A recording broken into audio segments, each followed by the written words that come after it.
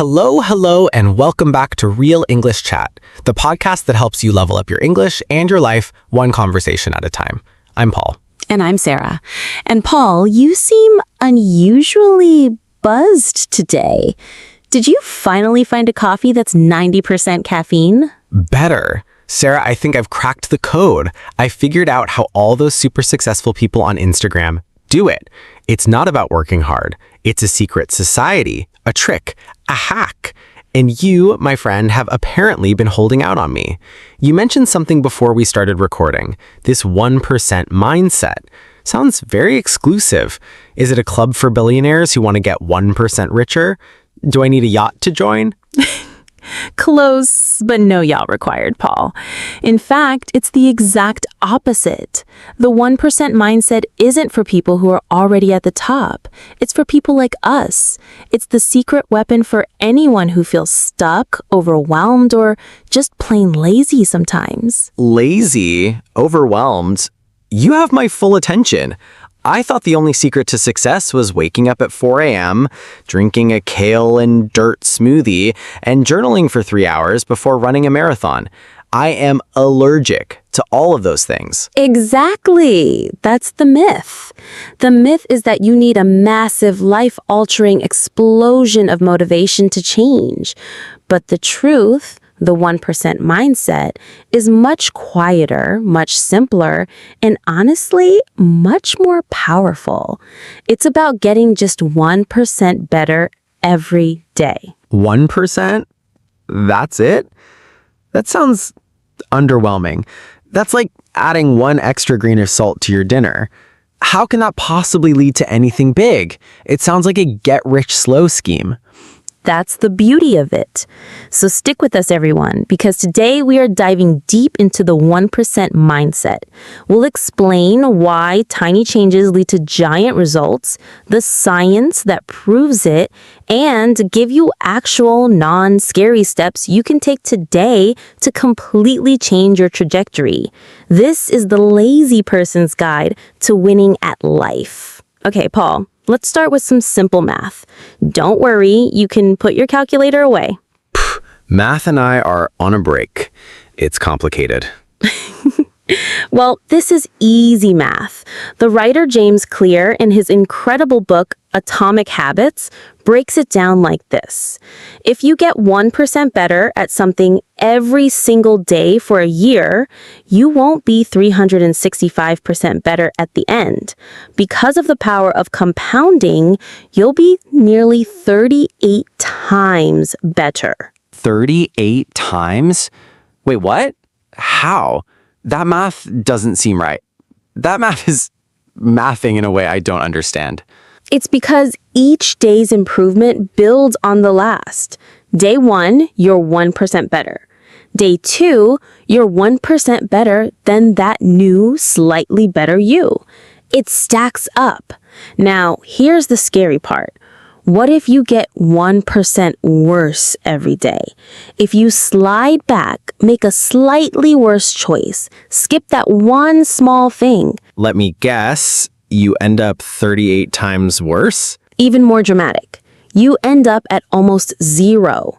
Your skills, your health, your progress, they wither away to practically nothing. Whoa, so it's like a high-stakes video game where the points either multiply like crazy or your character just deletes itself. So this isn't about becoming a guitar hero overnight. It's about practicing one chord for 5 minutes a day? Precisely. It's about making the change so small, so atomic, that it's almost laughable. Your brain doesn't even put up a fight. You want to write a book? Don't think about the book. Your goal is to write one sentence. You want to get fit?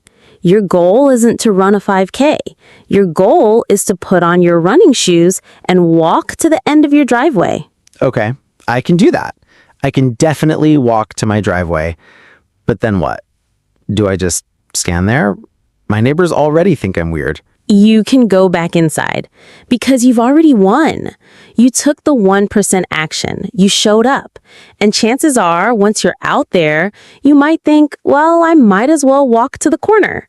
And that's how it begins. All right, so the concept is cool, tiny steps, big results, but this feels a bit like a self-help poster. Is there any actual, science? Or is it just a nice idea? Oh, there's plenty of science. This is where it gets really interesting. A researcher at Stanford University named BJ Fogg wrote a whole book about it called Tiny Habits. He says the key to building a new habit is to link it to an existing one. He calls it an anchor. An anchor? Like I tie a rope to my desk to remind me to work? Not a physical one, an existing habit. For example, after I brush my teeth, that's the anchor, you already do. I will do 2 push-ups. That's the new tiny habit. Then, and this is crucial, you celebrate. Celebrate? After 2 push-ups? Do I pop a bottle of champagne? Order a pizza? More like a little fist pump, a yes or a good job, me. It sounds silly, but that little moment of positive reinforcement releases dopamine in your brain. Your brain starts to connect the new habit with a good feeling, making you more likely to do it again. You are literally rewiring your brain to enjoy the habit. I'm hacking my own brain. I feel like a secret agent. Agent Paul. Mission. 2 push-ups. License to feel smug about it afterwards. I like it. There's more. A study published in the British Journal of Health Psychology tested this with exercise. They had 3 groups. Group 1 was the control group. They were just asked to track their exercise. Group 2 was the motivation group. They were asked to track their exercise and were given materials about the benefits of it. Okay, so they were pumped up. They probably all hit the gym, right? You'd think so. But here's group 3. They were asked to do the same, but with one tiny addition. They had to complete this sentence. During the next week, I will partake in at least 20 minutes of vigorous exercise on day, at time, in place. That's it? They just had to write it down? That's it. And the results were staggering. In the first 2 groups, only about 35% of people exercised regularly. In group 3, the group that made a specific tiny plan, 91% of them exercised.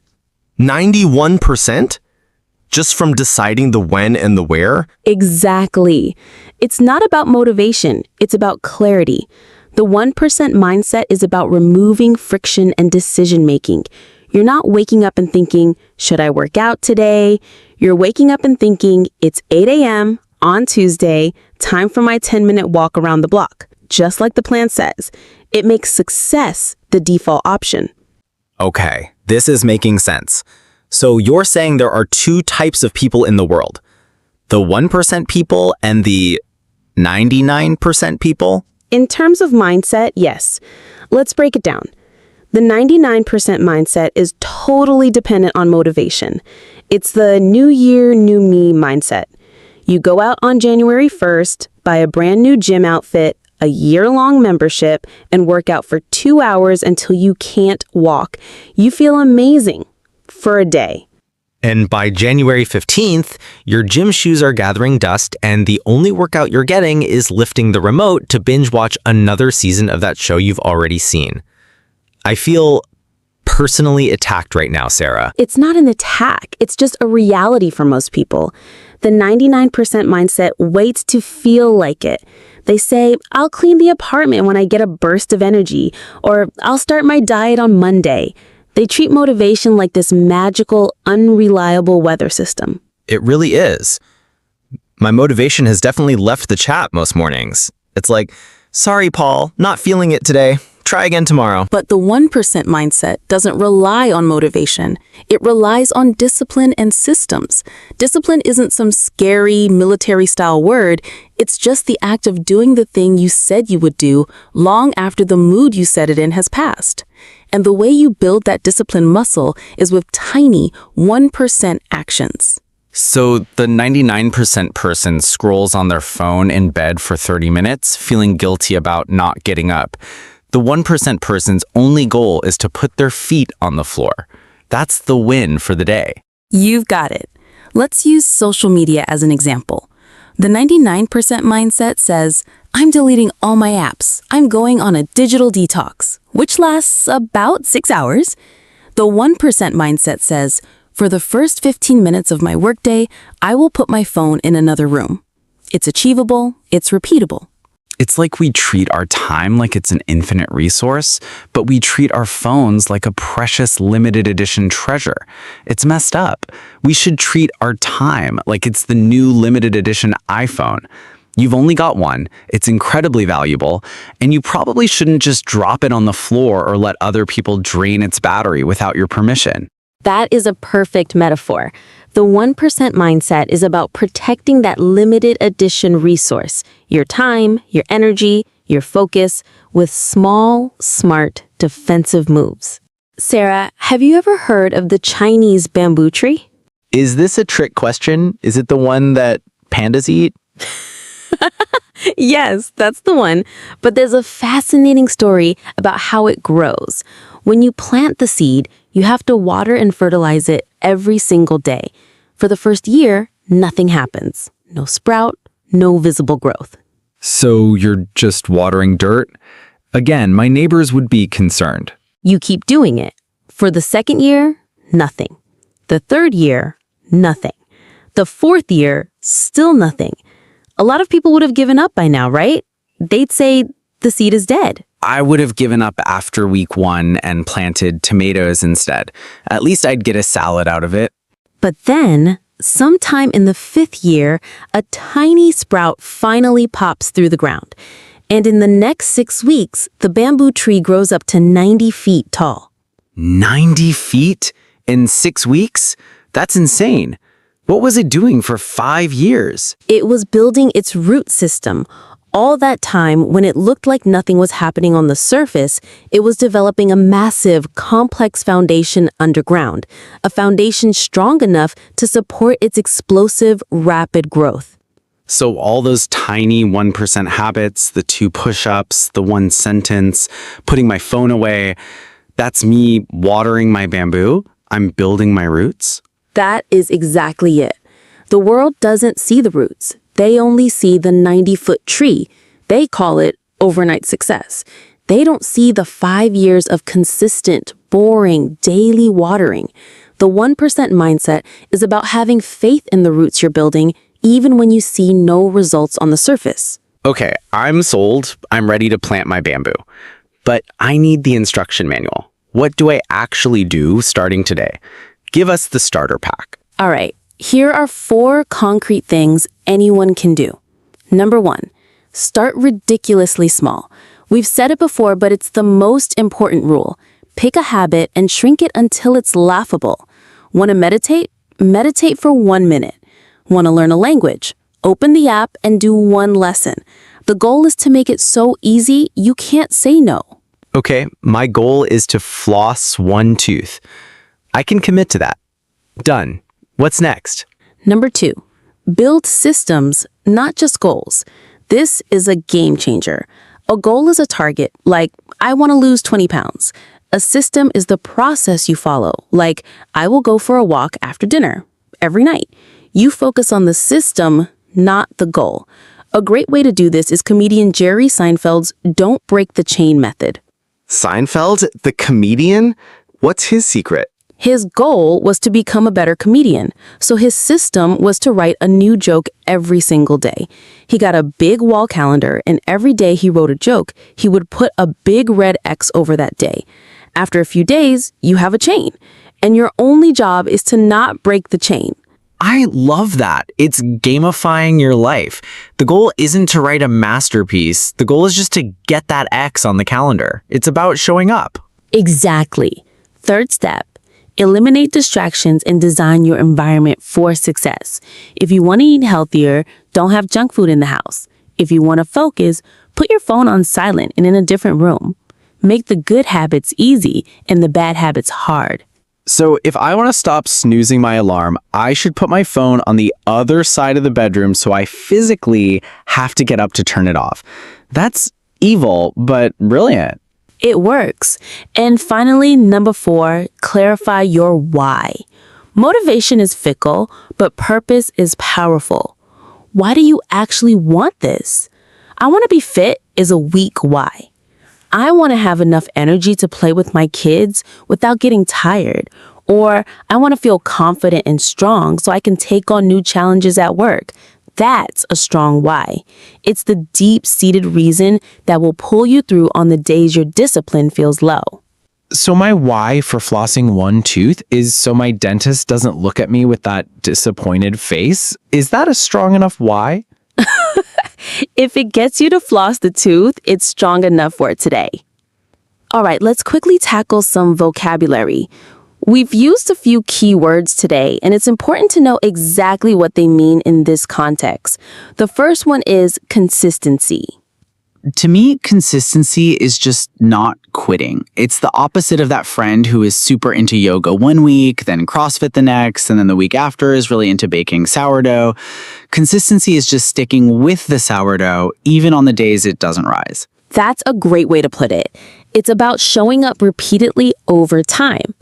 Next word, discipline. This one scares people. Discipline sounds like punishment, but in this context, it feels different. It's more like being a good friend to your future self. Future Paul will thank past Paul for not eating the entire sleeve of cookies. Discipline is doing that favor for future Paul.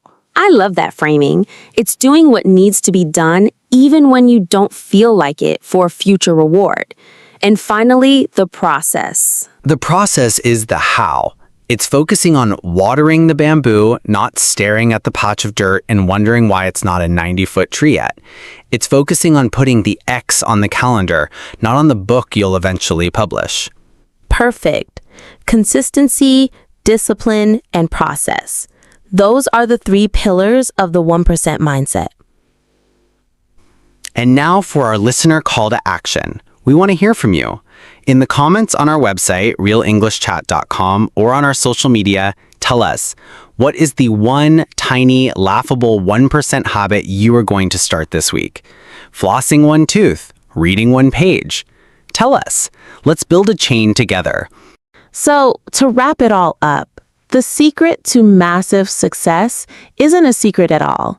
It's not about grand gestures or waiting for a lightning bolt of motivation. It's about the small, almost invisible choices you make every single day. It's about choosing to be just 1% better.